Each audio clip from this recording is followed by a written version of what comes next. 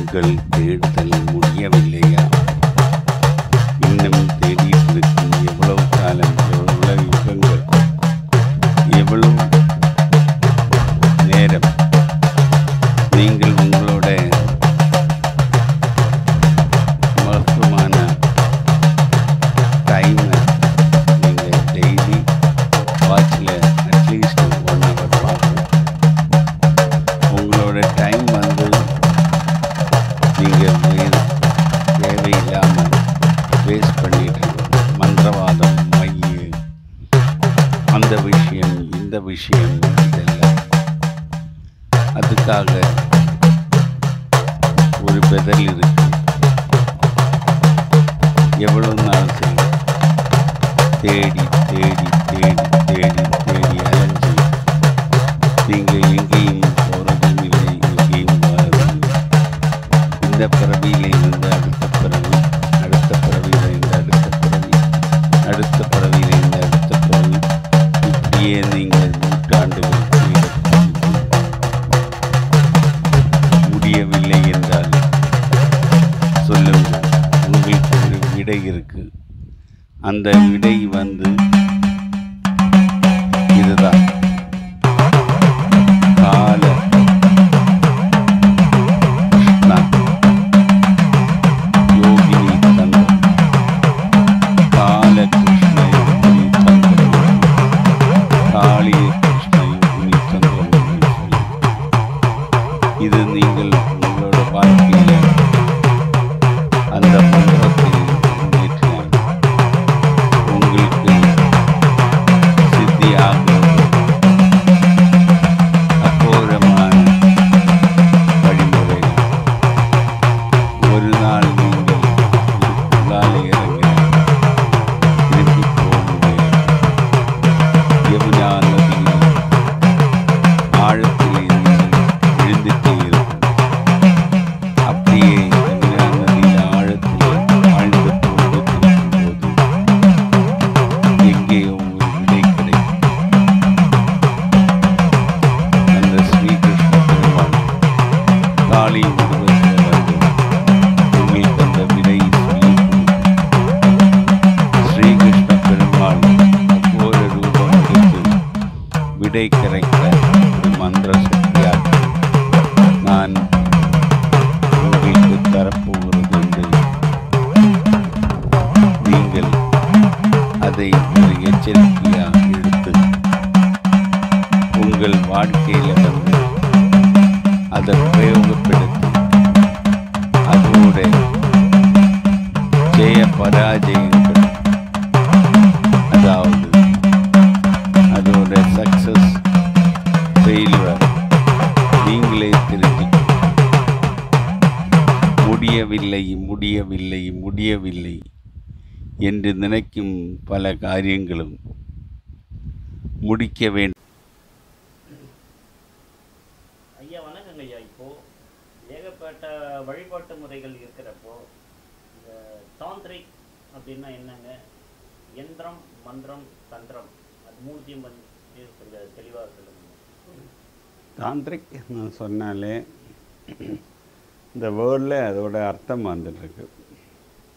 தமிழில் எப்படின்னு தெரியாது.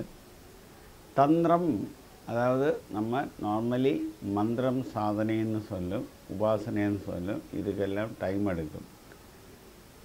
தாந்திரிக்கு வந்து ஒரு கொஞ்ச நேரத்தில் உங்களுக்கு ஒரு தேவதையை சித்தி பண்ணி, தேவதை கடவுள் இல்லை, தேவதையை சித்தி பண்ணி எடுக்கிறதுக்கு உள்ள ஒரு உபாதியாக்கும் தந்திரம்னு சொல்கிறது. அப்போ தந்திரத்துக்கு எப்போவுமே வந்து ரிஷி சந்தஸ் தேவை. அந்த ரிஷி சந்தஸ் ரிஷி ப்ரோக்னு சொல்லும். ரிஷி சந்தஸ் தேவை, தியானம் தேவை, அதுக்கு பீஜங்கள் தேவை, அதுக்கு சஷ்ட கர்மங்கள் தேவை.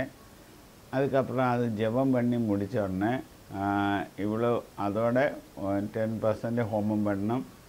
அதோட 10% ஹோமம் பண்ணுறதோட 10% இது தர்ப்பணம் பண்ணணும்.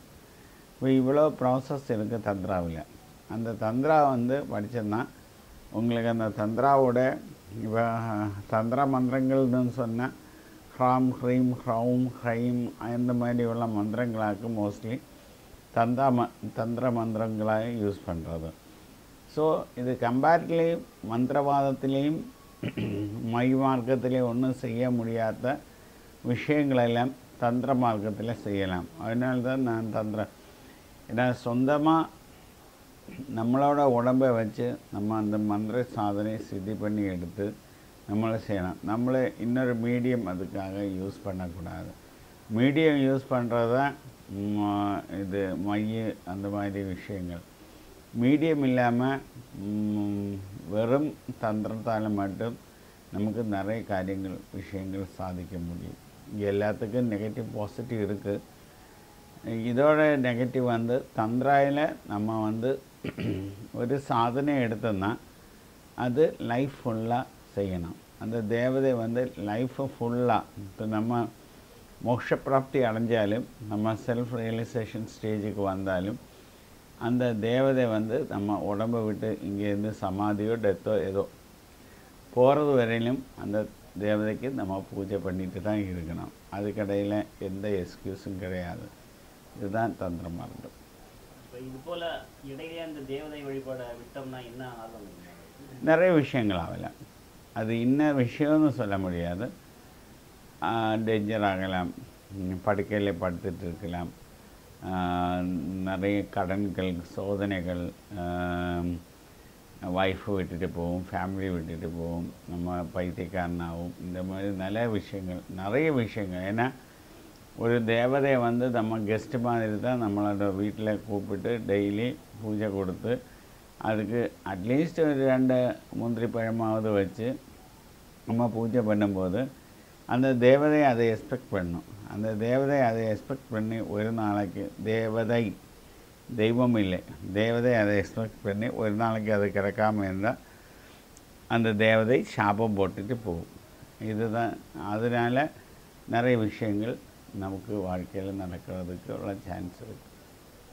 ஒரு உபாசனை தேவதையை உபாசனை பண்ணிவிட்டு சடனாக அதை ஸ்டாப் பண்ணிவிட்டு இன்னொரு உபாசனை தேவை எடுத்து உபாசனை பண்ணுறாங்க ஐயா, அவங்க எப்படி அதை பேலன்ஸ் பண்ணுறது? இல்லை, சடனாக யாரும் ஸ்டாப் பண்ண சொன்னாங்க? யாரும் ஸ்டாப் பண்ணாதில்லை. ஒரு உபாசனை இப்போ நம்ம 1000 சங்கிய ஜபம் பண்ணால் நம்ம ஒரு உபாசனை 1 லட்சம் 2 லட்சம் இப்போ உச்சிஷ்ட கணபதிக்கு 1 லட்சம் உரு ஜபம் பண்ணணும். அப்போ 1 லட்சம் உரு ஜபம் பண்ணால் அதுக்கப்புறம் அந்த 1 லட்சம் உரு முடிஞ்ச பிறகு நமக்கு வேறு தேவதை எடுക്കാം. பட் முடிஞ்சாலும் டெய்லி ஒரு 108 டைம்ஸு அந்த தேவதை நம்ம எடுத்து தான் ஆகணும். அந்த தேவதை நம்ம உபாசனை பண்ணி தான் ஆகணும். இப்போ தந்திர வழிபாடில் நான் ஒரு எக்ஸாம்பிள், ஏன்னா ஏற்கனவே நான் சொன்னது, அதனால் நான் எக்ஸாம்பிள் சொல்கிறேன். गणऋषि निज गायत्री चंद श्री बीज पूरमुक्षम तीक्षणम सॉरी गणग ऋषि निज गायत्री चंद श्री उच्चिष्ट गणपति देवता शरम धनुपाश श्रेणी स्वहस्तगदाम आरक्ति सरोरिहस्ताम विवस्त्रपत्न्याम शुरप प्रवत्त उच्चिष्ट अंबासदम आश्रयेवम இந்த 2 ஏரியாவில் டச் பண்ணோம். ओम हस्तिमुखाय लंबोदराय उच्चिष्टाय महात्माय आंग ग्रोम श्रीं ग्लीं गे गे उच्चिष्टाय स्वाहा इदाकु मंत्रम. ओम आम हृदयाय नमः. ओम ह्रीं शिरसे स्वाहा. ओम आम शिखाय वौषट. ग्लैं कवचाय हुं. ग्लौं नेत्रत्रय वौषट. இப்போ இந்த வீடியோ ஷூட் பண்ணிட்டு இருக்க சொல்லி உங்களுக்குள்ள நிறைய மாற்றங்கள் பரிமாணங்கள் தெரியுது. உங்களோட சீடர்களும் நீங்கள் பூஜையின் போதோ தீட்சையின் போதோ இந்த நவராத்திரி சிவராத்திரி நேரங்கள்லையோ உங்களுக்குள்ள ஒரு மானுஷிய மாற்றங்கள் வருது அதை கண் கூட பார்த்து அவங்க சொல்கிறாங்க. இல்லையா, இது எது மாதிரியான சக்தி உங்களுக்குள்ள இருந்து உங்களை ஆக்டிவேட் பண்ணிட்டு இருக்குது? 500 பரம்பரை எனக்கு இருக்குது. அந்த பூஜையில் உட்காரும்போது ஆக்சுவலி பாலயோகி அவுட். அப்போ என்னோடய பரம்பரையில் இருக்கிற ஏதாவது ஒரு குருமார்கள் என்னோடய உடம்பில் வந்துட்டு அதை பற்றி எக்ஸ்பிளைன் பண்ணணும். அதை எக்ஸ்பிளைன் பண்ணும்போது அந்த டைமில் பூஜையில் உட்காரும்போது அந்த குருமார்கள் தான் வந்து சொல்கிறது, உன்னோட வீட்டில் இந்த மாதிரி பிரச்சனை இருக்குது, இந்த மாதிரி. ஆக்சுவலி ஐ டோன்ட் நோ, சத்தியமாக என்னோடய உபாசன மூர்த்தி மேலே சொல்ல, எனக்கு உங்களை பற்றி தெரியாது, உங்களுக்கு என்னை பற்றி தெரியாது. பட் இந்த குருமார்கள் வந்து சொல்கிற விஷயந்தான், இந்த மாதிரி அந்த வீட்டில் ஒரு சூசைட் நடந்திருக்கு, ட்ரெயின் ஆக்சிடெண்ட் நடந்திருக்கு, ஃபயர் ஆக்சிடெண்ட் நடந்திருக்கு. நான் என்ன செய்ய முடியும்? இந்த மாதிரி பூஜையில் உட்காரும்போது நிறைய விஷயங்கள் என்கிட்ட வந்து சொல்கிறேன். அதை கேட்கும்போது அவங்களே உங்கள் முன்னாடி வச்சே உண்மைன்னு சொல்லலாம் தானே, இல்லையா? நான் என்ன பண்ணுவேன்? நான் பொய்யா இருந்தால் நான் இப்போ ஒரு கதையை மேக் பண்ணி ஏதோ ஒரு அஸ்ட்ராலஜர் தமிழ்நாட்டில் இருக்குது, எல்லா எலெக்ஷனும் ஜெயித்த பிறகு சொல்லு, நான் தான் ப்ரெடிக்ட் பண்ணேன். ப்ரெடிக்ஷன் தப்பாக இருக்கட்டும், ஆனால் அதுக்கு முன்னாடியே சொல்லணும். இப்போ ஏதோ பிரேமலதா சீஃப் மினிஸ்டராக பிரேமலதா விஜயகாந்தோட ஒய்ஃபு நெக்ஸ்ட்டு சீஃப் மினிஸ்டராக வரும்னு லாஸ்ட் எலெக்ஷனில் சொன்னேன். பிரேமலதாவுக்கு ஒரு கேண்டிடேட்டு கூட எலெக்ஷனில் நிற்க ரெடி இல்லை. அந்த மாதிரி இவனுக்கு வந்து இவன் வந்து துர்கா அம்மாவுக்கு அட்வைஸ் பண்ணுறவனா, ஸ்டாலினோட ஒய்ஃபை அட்வைஸ் பண்ணுறதான், இந்த மாதிரி அது செய் இது செய், இந்த நிறைய இடத்துல போயிட்டு இந்த ஆள் வீடியோ போடுறது. ஆனால் வீடியோ எல்லாம் முடிஞ்ச பிறகு நான் அன்றைக்கே ப்ரெடிக்ட் பண்ணியிருந்தேன் இப்படி தான் நடக்கும், நான் என்றைக்கே ப்ரெடிக்ட் பண்ணியிருந்தேன் இப்படி தான்.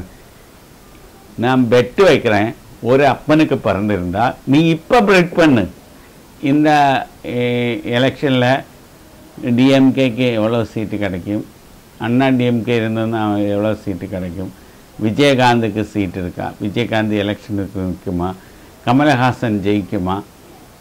கண்டிப்பாக மோடி தான் வரப்போகிறது. நார்த் இந்தியாவில் மோடி தான் வரப்போகிறது. அது நானும் சொல்ல வேண்டிய, எந்த ஜோல்ஸினும் சொல்ல வேண்டிய தேவையில்லை. ஆல்ரெடி டிவி மீடியா வந்து இது சர்வே எடுத்து ப்ரெடிக்ட் பண்ணியாச்சு.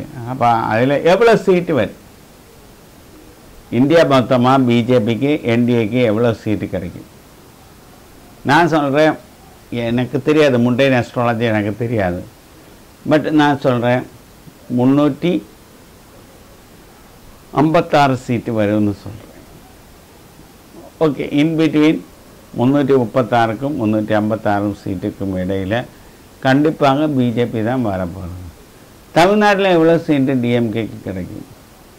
இந்த சேலஞ்ச் பண்ணுறேன். இந்த நாய் நாளைக்கு சொல்லணும், நாளைக்கு இந்த பாலியோகியோட சேலஞ்சை ஏற்றெடுத்து சொல்லணும், நான் இந்த வாட்டி ஸ்டாலினுக்கு இவ்வளோ சீட்டு கிடைக்கும், டிஎம்கே இவ்வளோ சீட்டு கிடைக்கும், எவ்வளோ எம்பி சீட்டு கிடைக்கும், இதில் ராஜ்யசபா சீட்டு எவ்வளோ, இல்லாத சீட்டு எவ்வளோ, நீ காங்கிரஸுக்கு எவ்வளோ. இது நான் சொன்னேன், வேறு தேசத்தை பற்றி ஒன்றும் சொல்லலை, தமிழ்நாடு, நீங்கள் பிறந்து வளர்ந்து தமிழ்நாட்டில் பல்ஸ் எப்படி, அது மட்டும் நீ ப்ரெடிக்ட் பண்ணு, நான் உன்னோட காலடியில் பப்ளிக்காக வந்து விடுறேன்.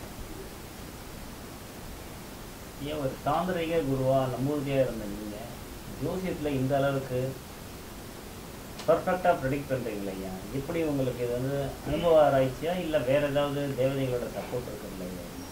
கண்டிப்பாக தேவதைகளோட சப்போர்ட் இருக்கும், அதோட மேலே என்னோட குருவோட சப்போர்ட் இருக்குது. நிறைய நான் இந்த பொலிட்டிக்கல் ப்ரெடிக்ஷன் செய்யும்போது நான் நிறைய வாட்டி தப்பு பண்ணியிருக்கேன்.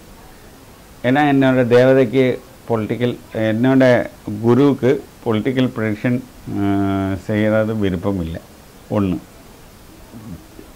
நான் இப்போ பொலிட்டிக்கல் ப்ரெடிக்ஷன் செய்கிறதில்ல. இந்த தேவதைகள் வந்து சொல்லும், தேவதைகள்னால் கெஸ்ட்டு.